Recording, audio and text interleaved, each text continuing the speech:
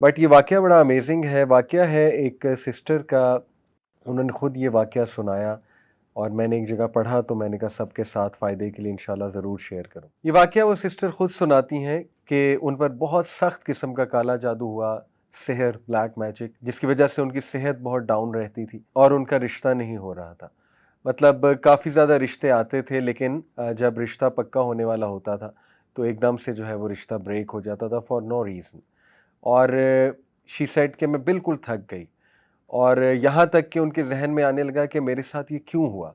यानी मैंने कभी किसी के साथ कुछ बुरा नहीं किया एविडेंटली, तो अल्लाह ताला कैसे अलाउ कर रहे हैं इस सारी चीज़ को? यानी उनके ज़हन में वसवसे भी आने लग गए इसके हवाले से। देखिए, आई नो कि कभी-कभी हम बहुत ज़्यादा सुपरस्टिशियस भी हो जाते हैं चीज़ों को लेके कि जादू हो गया, हर चीज़ पे कहते हैं बंदिश हो गया। लेकिन ये मैं आपको एक ऐसा वाक़या सुना रहा हूँ जहाँ एक जेन्युइन केस है। देखिए, जादू का कंप्लीट इनकार भी तो नहीं करना चाहिए ना। तो ये एक जेन्युइन केस है सिहर का और वो सिस्टर खुद बताती हैं अपना वाक़या। बहरहाल हेल्थ इश्यूज़ और फिर दूसरा ये वाला जो चक्कर चल रहा है।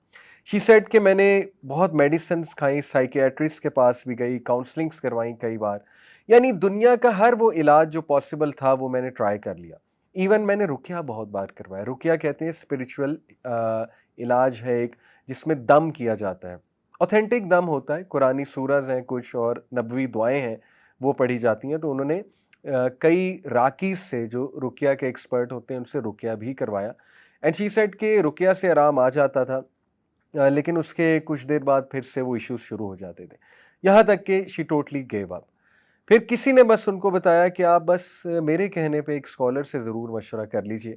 शी सेड कि मैं एक स्कॉलर के पास गई जो मुझे रेफ़र किए गए और उनसे मैंने मसला बयान किया और उन्हें सारी हिस्ट्री बताई कि इस तरह मैं ट्राई कर चुकी हूँ। उन स्कॉलर ने कहा कि बेटा आप मेरे कहने पे ये 10 चीज़ें ट्राई करो।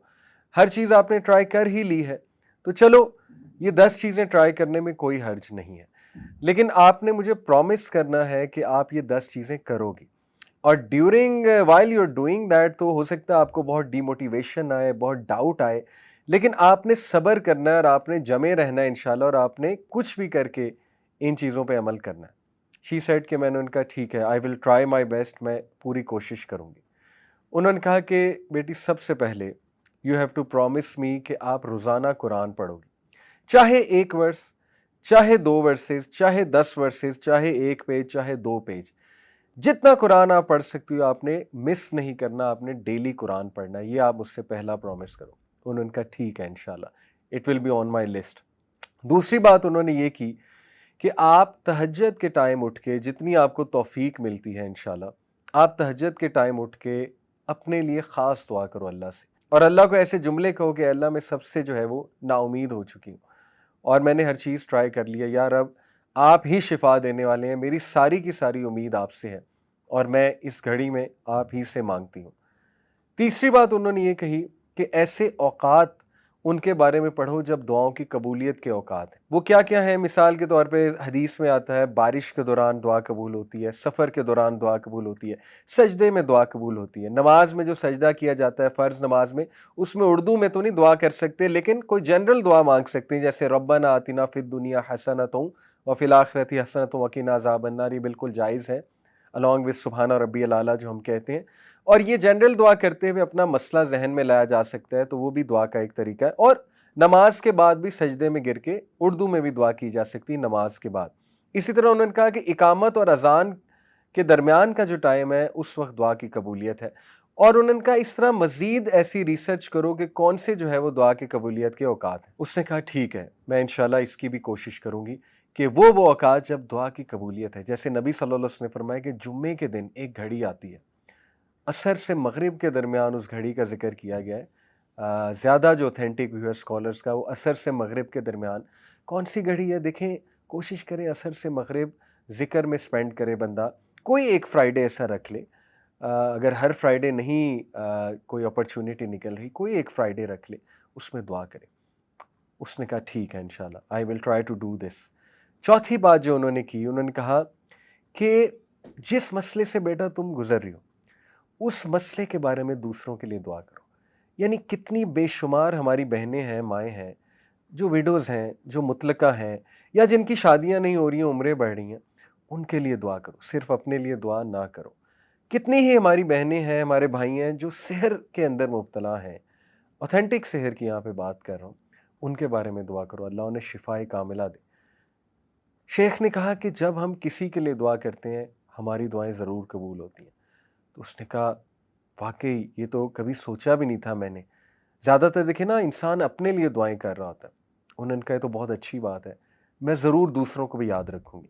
جیسے کسی کی اولاد نہیں اور کوئی بے اولاد ہے، اسے چاہیے دوسروں کے لیے زیادہ دعائیں کرے۔ جب آپ دوسروں کے لیے کریں گے اللہ آپ کی دعائیں بھی ضرور قبول فرمائیں گے۔ پانچویں بات انہوں نے کہی کہ میرے کہنے پہ آپ نے صبح شام کے اذکار کبھی نہیں چھوڑنے۔ صبح شام کے اذکار کیا ہیں؟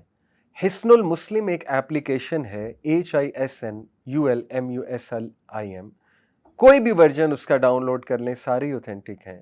حصن المسلم میں جائیں اور وہاں پہ وہ دعاؤں کی ایپ ہے، مارننگ اینڈ ایوننگ اذکار یا صبح شام کے اذکار آپ کو ملیں گے۔ اگر آپ اردو میں پڑھنا چاہتے ہیں کیونکہ یہاں انگلش کی ٹرانسلیشن ہوگی تو وَإِيَّاكَ نَسْتَعِينُ، یہ الہدا پبلیکیشنز کی ایک ایپ ہے، اس میں اردو لینگویج بھی ہے۔ صبح شام کے اذکار، فجر کے بعد صبح کے اذکار ہوتے ہیں اور شام کے اذکار مغرب سے پہلے ہوتے ہیں۔ انہوں نے کہا کہ you have to promise me, صبح شام کے اذکار نہیں چھوڑو گی، even during your menses, special days میں بھی اذکار کرو گی۔ اسپیشل ڈیز میں اذکار کر سکتے ہیں، کوئی حرج نہیں ہے۔ چھٹی چیز انہوں نے کہی کہ گناہوں سے بچو۔ آئی نو دس از ویری ہارڈ، جب بندہ ڈاؤن ہوتا ہے تو گناہوں میں بھی پڑ جاتا ہے، ڈی موٹیویٹ ہوتا ہے نا، تو بندہ جو ہے ادھر ادھر نکل جاتا ہے، ڈائیورٹ ہو جاتا ہے۔ انہوں نے کہا ایسا نہیں کرنا، یو ہیو ٹو پرومس می کہ دیکھو ہر چیز تو تم نے ٹرائی کی ہے تو یہ ٹرائی کرنے میں کیا حرج ہے۔ کوئی اگر گناہ کر رہی ہو تو بیٹا اس کو ترک کرو، اس گناہ کو، کیونکہ گناہ جب انسان کرتا ہے تو اس کی ول پاور ٹوٹتی ہے مزید، اور شیطان اس پہ مزید حاوی ہوتا ہے، شیطان اس کو مزید وسوسے دلاتا ہے۔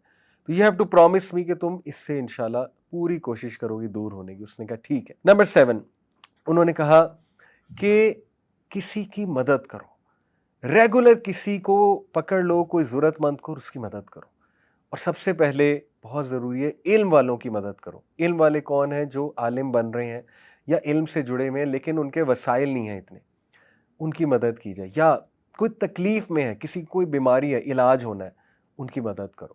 یا کوئی اور ضرورت مند ہے، کسی کو کسی چیز کی ضرورت ہے تو نظر رکھو ایسے لوگوں پہ، تھوڑا سا باہر نکلو اپنے اوپر، ایسے لوگوں پہ نظر رکھو اور ان کی مدد کرنا شروع کرو مانیٹری سینس میں۔ نمبر 7، انہوں نے کہا استغفار کو بڑھا دو، بہت زیادہ بڑھا دو، کثرت استغفار کرو۔ استغفر اللہ توب الیہ، استغفر اللہ توب الیہ، استغفر اللہ توب الیہ۔ Very simple.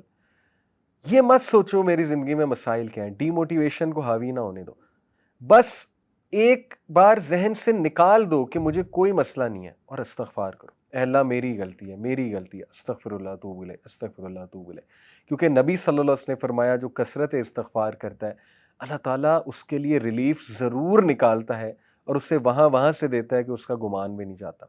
اور نمبر 8، انہوں نے کہا کہ مجھ سے وعدہ کرو کہ جب تم پہ شدید ڈی موٹیویشن، مایوسی اور غم حاوی ہوگا تو اس دوران، اس مومنٹ میں تم نے وہ الفاظ اور وہ دعائیں کہنی ہیں جو ہمارے نبی کہا کرتے تھے۔ ادھر ادھر کی چیزیں نہیں کہنی، جو مارکیٹ میں چل رہی ہیں وہ چیزیں نہیں، جو سنت سے ثابت الفاظ ہیں وہ کہنے ہیں۔ پرومس می دس۔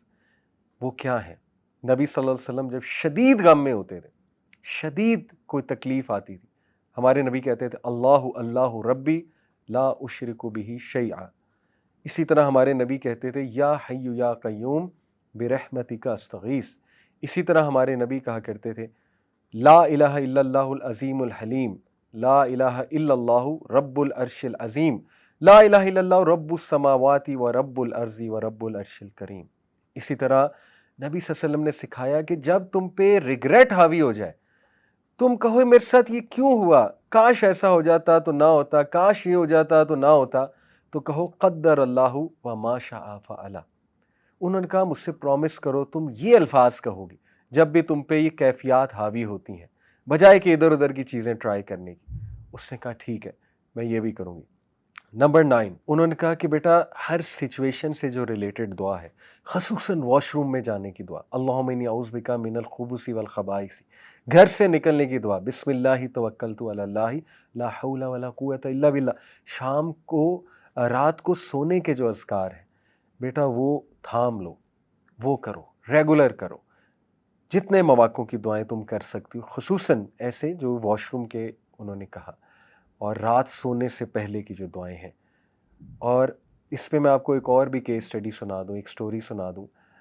किसी ने मुझे बताया कि उनको बहुत नाइटमेयर्स आते थे, हालाँकि रात के अज़कार भी किया करते थे। लेकिन उन्होंने कहा कि सूरह मुल्क जब से मैंने पढ़ना शुरू की, मेरे नाइटमेयर्स ख़त्म हो गए। सूरह मुल्क इज़ अमेज़िंग। और 10वीं चीज़ उन्होंने कहा कि बेटा इस दुआ को पकड़ लो, ख़ास इस दुआ को सख्त तकलीफ़ में।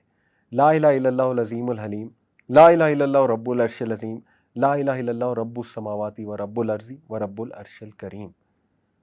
ये 10 पॉइंट्स उन्होंने कहा कि देखो तुमने हर चीज़ तो ट्राई कर लिया। अब देखिए कोई सोच सकता है यार ये तो इतनी लंबी टू डू लिस्ट है, हमसे तो पहले ही चीज़ें नहीं हो रही। बात ये है कि जिसकी जान पे बनी होती है ना, जो बहुत ज़्यादा परेशान होता है, वो कुछ भी करने के लिए तैयार हो जाता है।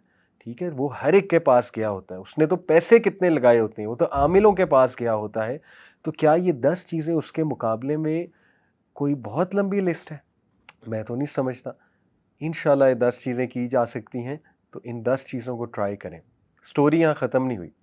उन सिस्टर ने कहा, मैं 1 महीने शेख के पास आई, 1 महीने बाद, और मैंने उन्हें कहा कि अल्हम्दुलिल्लाह मैंने वो 1 महीना चीज़ें ट्राई की हैं। वादे के मुताबिक मैंने सब्र किया और मैंने जारी रखा उन चीज़ों को। अल्लाह ने मुझे रिलीफ़ दे दिया, अल्लाह ने मुझे शिफ़ा दे दी है। मैं खुश हूँ। और यकीन करें कि उसने कहा कि मैं कुछ साल बाद आई उन्हीं शेख के पास। अल्हम्दुलिल्लाह मेरे 3 बच्चे थे, मेरे साथ 3 प्यारे बच्चे थे मेरे। वो शेख बड़ा हैरान हुए, ये कौन है? शी सेड, शेख मेरी शादी भी हो गई।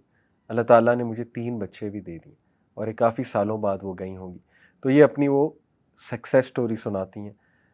देखें, ये जो 10 चीज़ें हैं, ये वो चीज़ें हैं जो हमारे नबी सल्लल्लाहु अलैहि वसल्लम की हुई नसीहत वाली चीज़ें हम लोगों के पास जाते हैं। इसका ये मतलब नहीं काउंसलिंग नहीं करवा सकते या किसी अच्छे से मशवरा नहीं कर सकते, लेकिन बताने का मकसद ये है, जब तक भाइयों और बहनों आप खुद चीज़ें ट्राई नहीं करेंगे, अल्लाह के करीब खुद से नहीं होंगे, दूसरों पे ज़्यादा रिलाई करेंगे, आपका तवक्कुल अल्लाह पे नहीं होगा, तब तक गारंटी कोई नहीं है कि आपको सुकून मिले या चीज़ें हल हों। देखिए, खुदा ना खास्ता अगर मसला हल ना भी हुआ, ये 10 चीज़ों से कम अज़ कम अल्लाह के साथ आपका ताल्लुक़ इतना स्ट्रॉन्ग बन जाएगा और आपको ज़हनी और क़ल्बी सुकून ऐसा मिल जाएगा कि इंशाअल्लाह ताला आपको ज़िंदगी गुज़ारने का मज़ा आएगा। लेकिन ये भी उम्मीद करें कि इंशाअल्लाह मसला भी 100% हल हो जाएगा।